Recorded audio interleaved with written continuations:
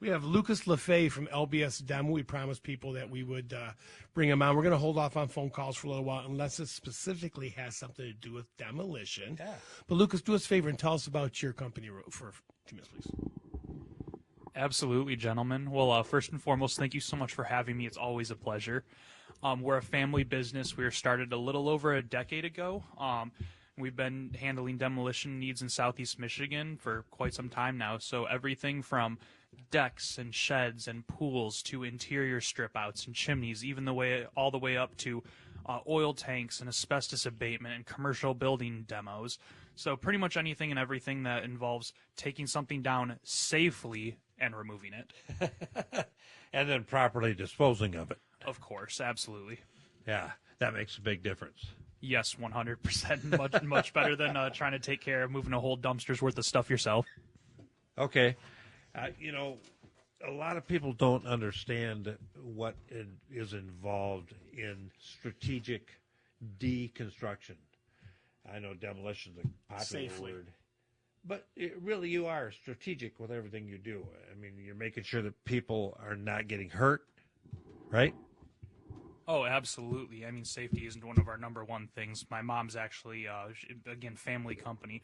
She has pretty much any and every OSHA certification that you can have, which is great for us to have on our side. So we take very great pride in not having, knock on wood, not having to use our insurance since we've started business. How long has that been now? A little over 11 years now. Wow. No insurance whatsoever. Now, when you start, I mean, you'll take away anything, right? I mean, if it's back there, someone needs to haul it away, you'll take care of it. Oh, yeah, anything and everything, even hazardous materials like asbestos or when we're removing an oil tank for a home heating oil, all of that needs to be properly manifested and documented for homeowners. How many of the things that you remove do you have to get other entities involved when you're removing the oil tank? In other words, do you have to get the city involved with stuff like that? Really kind of case by case. Some cities have specific ordinance with hazardous materials, but more or less taking everything to a Class 2 landfill and, again, getting that manifest, that documentation that everything was removed the way it was supposed to be, and not only that, but it was actually taken to a facility meant for that kind of material. Interesting, like refrigerators and stuff like that as well. Are there still major issues trying to get rid of those things? Yeah, with older ones, if you really want to be environmentally conscious, you don't want those refrigerants getting up into the atmosphere. So, of course, getting those taken care of as well. Pretty much anything harmful, making sure that it's not just going into a landfill, it's actually properly being disposed of.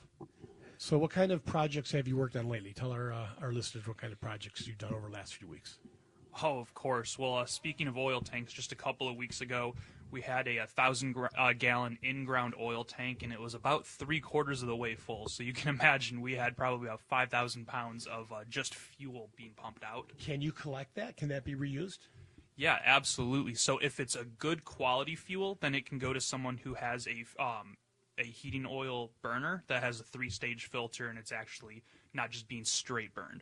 Now, there is a lot of, if it's been sitting and it's stagnant for a long time, then you have to take those again to a Class 2 landfill, make sure all of that is properly disposed of, and then they have their process for recycling that material so it, again, doesn't get introduced into the environment in a harmful way.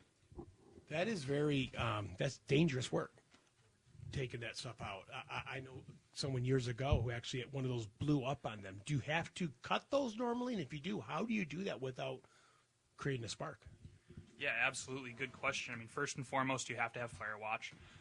Secondly, you can't use anything like a grind or anything that's going to make sparks.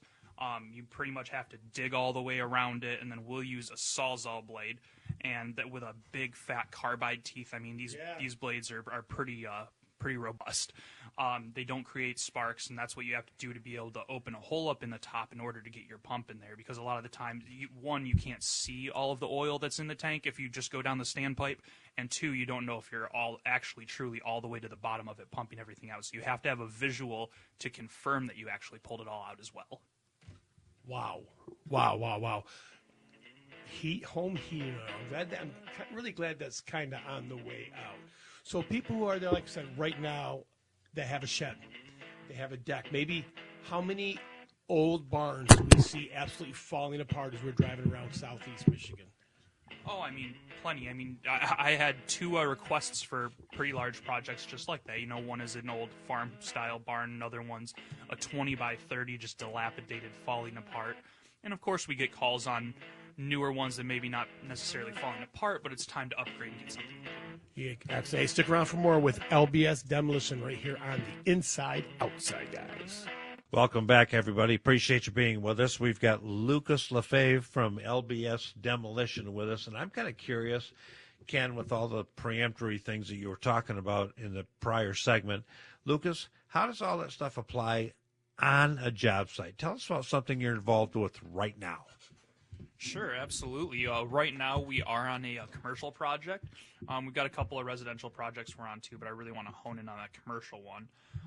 We're taking out ceilings all the way to the deck, 2x6 steel stud walls. We're taking out rooms that have self-leveling floors for an automotive parts tester. Oh, yeah. They're very sensitive. They're up to like a 1,000th of an inch in accuracy, so we obviously have to protect those floors. We can't be driving on them. We can't be, dropping stuff on them. We're also, keep in mind, surrounded by millions of dollars of equipment, and I mean, all within 10, 15 feet of our work area. So if you have people in there, you're using machinery, you're up high in a scissor lift. I mean, there's a lot of safety that's involved with that, and a lot that goes into that. Like we were talking about with oil tanks too. Every project has unique needs. And it's very deliberate, though, right? It's not, you're not going in and doing the sledgehammer thing like they show on HGTV all the time. Oh, exactly. As much as I would love to just come in there and tear and smash with an excavator, really what we do, it's more deconstruction than it really is demolition. I mean, you're not just smash everything with a hammer. A lot of times, you're just unscrewing 1,000 screws. I mean, that's just what goes into the project a lot of the times. Yeah. And it makes a difference in terms of maintaining the health and safety of your people as well as other people that may be working or living there, right? 100%, exactly. I mean, we want to get the job done and we want to provide good results, but at the same time, you have to be safe throughout that entire process. We have a lot of listeners, Lucas, that like to DIY, whether it's a basement remodel, whether they're doing the kitchen. But one thing they don't have is a way to demo and get rid of the cabinets, the countertops, whatever may be in the basement. That's your specialty. That's your sweet spot, isn't it? Oh, absolutely. And I mean, being a DIYer, that's absolutely amazing. Sometimes you got to pick and choose your battles a little bit, though, especially if you're in a house. It's an older house. It's got plastered. It's got multiple layers of floor, ceiling, walls. All of that just adds to the project and adds to your needs. And I mean, you guys can verify this, of course, for yourself as contractors with decades of experience behind you. Would you rather come into a home and you already know it's going to be a full strip out and you're going to be redoing a project? Would you rather come into a bathroom that has everything in it, or something that's already, the bones are exposed, you can see it, you know exactly what you're dealing with, you don't have any surprises in the wall like some vent pipe that you weren't expecting? I mean, please tell me that. Would that be preferable to you? Oh, absolutely. It's funny you say that because Ken and I were talking in the opening segment about us at our house this week ripping the decking off a deck frame. And it was a lot of work. Each nail had to be popped up and pulled out and properly and safely disposed of. Each screw extracted, and some of them easier than others, right? And when it was finally done, everything's cleaned up. And it was a lot of work. I looked at my son and I said, all the hard work is done. Now it's fun moving forward. So we agree with you 1,000%. Oh, exactly. And, I love hearing about your guys' projects that you actually have going on, too. And, we get to hash out that, that a little bit. And some, again, specific to what you're referencing, I mean, how many decks as a homeowner are you going to be removing yourself? I mean, I can't tell you. We have tools that are specifically made for removing deck boards. I mean, you're not just using a pry bar and a hammer. And having the right tools. Exactly. And I mean, do you really want to go out and buy all of those tools for that specific job, and now you're storing them, and, who knows when you're going to be using them next? Yeah. Or would you rather just not have to deal with that, get a clean slate, and now you can actually paint your portrait? Yeah, and using the muscles that you have not used for 20 years, maybe in your lifetime, to do that kind of work is huge, and people probably get hurt, and they may not even know it until 3 months later. Right. I mean, and it can be something just as silly and goofy as not having puncture-proof foot protection, and you step on a nail, and all of a sudden you haven't gotten your tetanus shot in a decade because time got away from you, and now you start to feel that. I mean, it could be something just as goofy as that, or hitting a utility and causing some outage, whether it be water or power. I mean, there's so many factors that go into every project. One of the factors is proper insurance. Okay, because Good point. Nowadays you go online or you go on social media.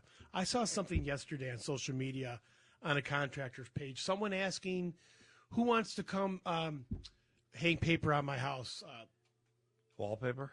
No, on the outside. I'm sorry, a vapor barrier on my house. Oh, gotcha. And all these guys are answering, and I just wanted to say, are you crazy to the person? I didn't say a word, but she's letting strangers on her property to work on a home that she knows needs the work, so it's a dangerous work environment. And I guarantee you none of them are even 1% insured. Oh, absolutely. And I mean, that's a huge thing too, because do you want to accept that liability at your house? It's like having a pool or a trampoline with no insurance. I mean, it's an accident waiting to happen, truly. Yeah. And I mean, the best way to vet that is to just look at a company, look how long they've been around, look at what other people are saying, and don't just look on one platform. I mean, if they have a Facebook, look on Facebook. If they've got Google, go on there. If they're Better Business Bureau accredited, look there. I mean, anywhere that they have ratings, see what people are saying honestly, and see how consistent their ratings are across various platforms. How do people find you? How do people find LBS besides the InsideOutsideGuys.com, of course? Oh, exactly. That's a big one. You can find us. Our website is lbsdemo.com, and you can also reach us at 313-701-2828. And we like to get on it right away, get you a quote for your projects, whether it be a deck, a shed, a pool, kitchen remodel, a bathroom remodel. Even if you're pulling a chimney out or you're tearing down a whole darn garage, we got you.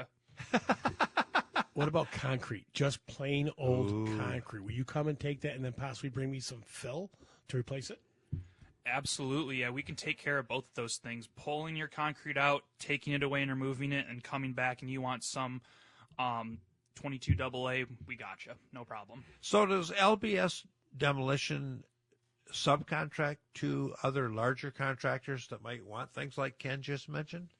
Yes, absolutely. The commercial project we're on right now, we're working under a general contractor, and it's been amazing. We're very, very lucky to have good connections that are enjoyable to work with, honest and ethical. I respect that you say that, but if Ken was a general, I was a general, having a company that I can trust like LBS is huge for me. If I know I can call you and you will safely and properly do that work, that is tremendous. We appreciate you, Lucas. Oh, thank you so much. I mean, I appreciate it. And yeah, I mean, our whole job is to just take things off of people's plates. I mean, especially if you're a contractor, even if whether you're general doing, whole house build or you're just exclusively remodels, we take a lot of that work off of your plate. And then again, like we were talking about inside, we strip it down. You can see the bones. You don't have any surprises. I mean, what's in the walls, it doesn't lie. It shows you exactly what it is. Lucas LaFave, LBS Demolition. Thank you, sir. Thank you, guys. Again, you can find them at the InsideOutsideGuys.com. Jeez, nice job. Thanks.